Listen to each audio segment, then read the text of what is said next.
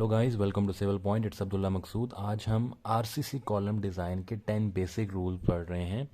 Basically वो rules जो कि जो मिनिमम क्राइटेरियाज हैं आपने कॉलम को डिज़ाइन करते हुए मस्ट फॉलो करने हैं।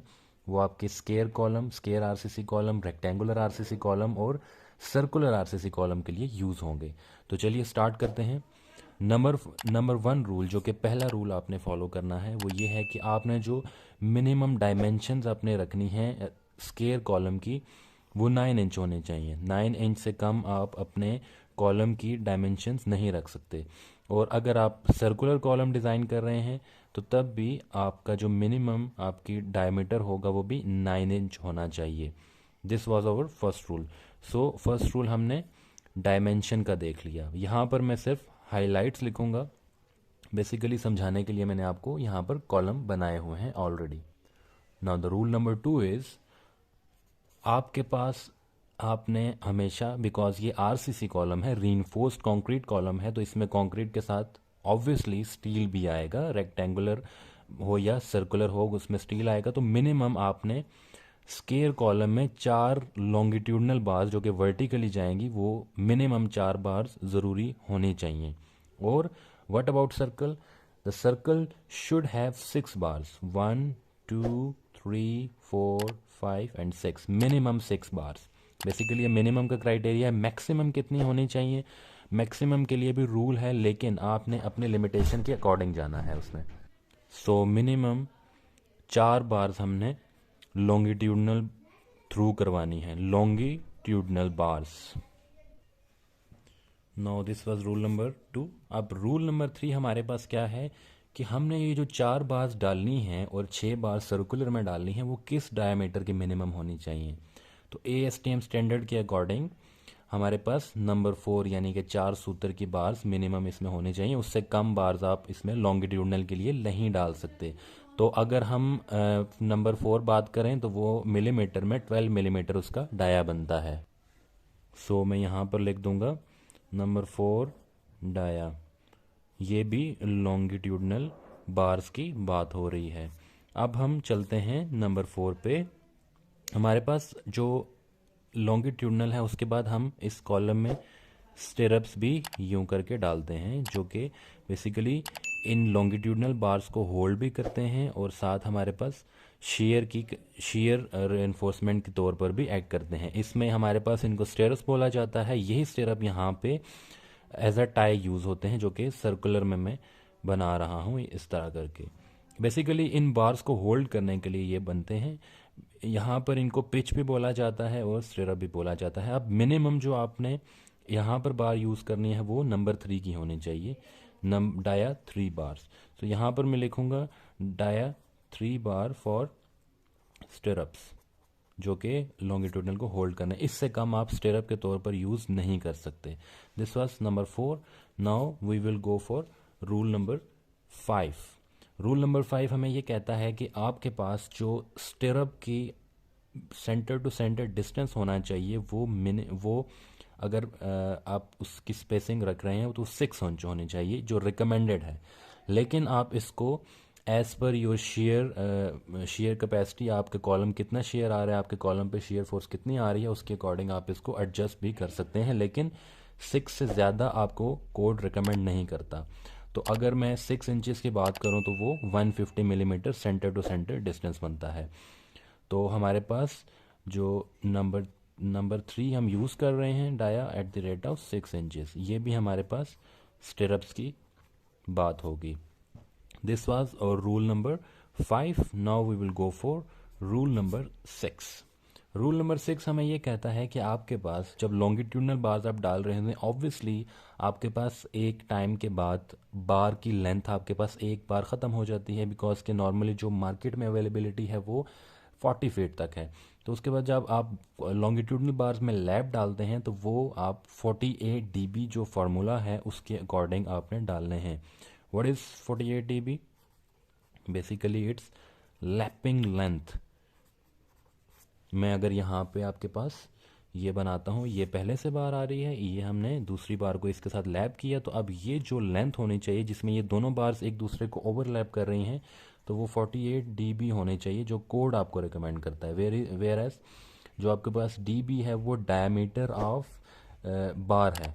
यहाँ पे जो डायमीटर ऑफ बार है वो आप यूज़ करेंगे। लेट्स सपोज आपके पास इन दोनों का डायमीटर अलग अलग है तो आप छोटी बार का डायमीटर हमेशा यूज़ करेंगे। तो इससे कम आपने लैपिंग लेंथ प्रोवाइड नहीं करनी।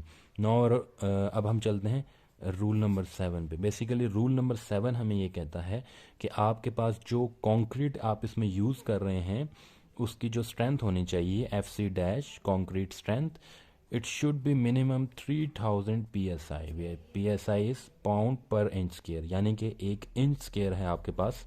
लेट्स सपोज आपके पास एक बॉक्स है, 1 इंच विड्थ, 1 इंच लेंथ, या जो भी आप कहेंगे, बेसिकली स्क्वायर है, वाइड 1 इंच लेंथ, आप जो भी इसे कहें। तो इसके ऊपर जो आप इसके लोड कैपेसिटी होनी चाहिए वो आपके पास 3000 पाउंड्स होनी चाहिए, जिसको LBB बोलते हैं। यानी कि इन सिंपल वर्ड्स आपके पास एक बॉक्स है, एक आपके पास एरिया है 1 इंच स्क्वायर, तो उसके ऊपर जो उसकी लोड कैपेसिटी होती है जिसके बाद वो फेल करेगा वो मिनिमम 3000 होनी चाहिए। ये आपके पास इसका रूल नंबर 7 है। और अगर मेगा पास्कल में बात करें तो ये 20 मेगा पास्कल बनती है। अब हम चलते हैं रूल नंबर 8 पर। रूल नंबर 8 हमें यह कहता है कि आप जब भी यहाँ पर लॉन्गिट्यूडनल बार्स और स्टिरअप यूज़ करते हैं तो यहाँ पर आप क्लियर कवर प्रोवाइड करते हैं। क्लियर कवर, तो क्लियर कवर कितना होना चाहिए आपके पास? आपके पास मिनिमम जो क्लियर कवर होता है, जो कि मोस्ट कॉमनली यूज भी होता है, वो 1.5 इंचेस होता है, तो जो कि 40 मिलीमीटर बनता है। तो आपने जो कवर यूज़ करना है वो 40 या फिर 1.5 इंचेस यूज़ करना है। कवर आप इसलिए देते हैं ताकि आपकी जो रेनफोर्समेंट है उसमें कोरोजन ना हो और वो अपनी जितनी उसकी लाइफ है वो उतना ही रहे, बल्कि उसकी लाइफ कम ना हो। ऑब्वियसली जब आप कवर कम रखेंगे या बिल्कुल ही नहीं रखेंगे, जैसा कि नॉर्मली हमारे कॉन्ट्रैक्टर हजरात करते हैं कि बिल्कुल एंड पर बाज रख देते हैं, तो आपके पास जो भी मॉइस्चर कंटेंट है वो डायरेक्टली रेनफोर्समेंट के साथ उसका कांटेक्ट हो जाता है और उसके बाद वो कोरोड होना शुरू हो जाती है और ऑब्वियसली उसकी जो स्ट्रेंथ होती है वो मिनिमम से मिनिमम होती जाती है। So this was rule number 8। Now rule number 9 is कि आपके पास जो लॉन्गिट्यूडनल रेनफोर्समेंट है वो कोड क्या कहता है कि अगर आपकी ये 9 इंच बाय 9 इंच का कॉलम है तो उसमें कितने परसेंट रेनफोर्समेंट होनी चाहिए लॉन्गिट्यूडनल बार्स की। ऑब्वियसली हम कॉलम को लॉन्गिट्यूडनल बार्स पर एक्सियल लोड के लिए डिज़ाइन करते हैं, तो उसकी रेंज है 1% to 8%। तो आपने जो रेनफोर्समेंट इसमें यूज़ करनी है वो 1% से 8% के दरमियान होनी चाहिए, इससे ज़्यादा नहीं होनी चाहिए और 1 से कम नहीं होनी चाहिए। और हमारे पास जो नॉर्मली 8% या मोर देन 4% रेनफोर्समेंट काफ़ी ज़्यादा हो जाती है, इतनी लोड हमारे पास लोड नहीं आ रहा होता, तो हम मोस्ट कॉमनली 1% to 4% रखते हैं लॉन्गिट्यूडनल रेनफोर्समेंट बेसिकली। अब हम लास्ट रूल पर चलते हैं जो कि रूल नंबर 10 है हमारे पास, जो कि एक सिंपल रूल है। We have two types of loading normally on the column. एक हमारे पास कंसेंट्रिक लोडिंग होती है और दूसरी हमारे पास इसेंट्रिक लोडिंग होती है। Let's suppose this is the elevation of our column. ये दो कॉलम है हमारे पास, इसका लोड जो लग रहा है वो बिल्कुल इस कॉलम के सेंटर पर लग रहा है, जबकि इसका जो लोड है वो एच पर लग रहा है। तो this is concentric loading because ये बिल्कुल एक्सियल लोड आ रहा है और इस पर मोमेंट जनरेट नहीं होगी, और अगर हो भी तो बहुत मिनिमम मोमेंट जनरेट होगी, और इसकी जो कैपेसिटी है वो इस लोड के अकॉर्डिंग हमने डिज़ाइन करनी है। वेयर एज यहाँ पे मामला कुछ और है, यहाँ पर इसेंट्रिसिटी आ रही है ई, जो कि सेंटर से उसका डिस्टेंस है लोड का। तो ऑब्वियसली इसमें जो मोमेंट जनरेट होगी, जो इसको इस तरह घुमाएगी या इस तरह घुमाएगी, वो काफ़ी ज़्यादा होगी, तो हमारा कॉलम डिफरेंट तरीके से डिज़ाइन होगा। तो हम नॉर्मली ये रिकमेंड करते हैं कंसेंट्रिक लोडिंग के लिए हम स्क्वायर या फिर सर्कुलर कॉलम को प्रेफर करते हैं, जबकि इसेंट्रिक लोडिंग के लिए हम rectangular cross section of column को नॉर्मली प्रेफर करते हैं, क्योंकि उसमें इसेंट्रिसिटी ज़्यादा होती है। ऑब्वियसली हम अगर स्क्वायर कॉलम रख रहे हैं, let's suppose this is the top view, तो हम उसका जो लोड होगा वो यहाँ पर आ रहा होगा, इधर एक्ट कर रहा होगा, लोड मोमेंट इस तरफ जनरेट कर रहा होगा, बिकॉज कि मोमेंट ऑफ इनर्शिया हमारे कॉलम का इस तरफ ज़्यादा है, तो उसकी जो रेजिस्टिंग कैपेसिटी है वो भी इस तरफ ज़्यादा होगी। अगर हमारा लोड इस तरफ मोमेंट जनरेट कर रहा है तो हम इस कॉलम को यूं घुमा देंगे, 90 डिग्री रोटेट कर देंगे, बिकॉज कि हमारे पास ये वाला मोमेंट ऑफ इनर्शिया ज़्यादा है, और अगर इसको हम घुमा देते हैं तो इसका मोमेंट ऑफ इनर्शिया कम हो जाएगा। तो हमने इस लोडिंग को भी देखना है। तो कंसेंट्रिक और इसेंट्रिक का भी मैंने आपको बता दिया कि आपने किस हिसाब से कॉलम को देखना है। तो guys, these were 10 basic rules for the design of RCC column. Hopefully you got my point. 10 minutes में आपको 10 बेसिक रूल समझा दिए। अगर आपको ये वीडियो अच्छी लगती है तो हमारे चैनल सिविल पॉइंट को ज़रूर सब्सक्राइब करें। नेक्स्ट वीडियो में मिलते हैं। Thank you. अल्लाह हाफिज़।